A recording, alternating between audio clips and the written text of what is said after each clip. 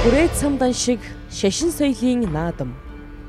Очирваныг цамын үйл ажиллагаатай шууд утгаараа холбоотой бус. Уг одоо цамын гол ядам бол одоо ямандах ядамлж үүлийг тэргүүл эрхэлдэг. Гэвч Очирвана энэ дээр дахиад байгаа учир нь бол шуудыг таасан гол одоо ядам юм аа гэж. За номд 3 орныг тус зурчлан одоо нэг ядам таасан гэж үздэг. Түүнгээр одоо төвдийг, Жанграасыг, Манчир, Монголыг бол Очирван одоо тааж явд юм аа гэж. Ингээд Очирвана энэ цамын үед бол ихэнд одоо дахиж Очирвана тахичаад ингээд дараа нь одоо цам хараадаг.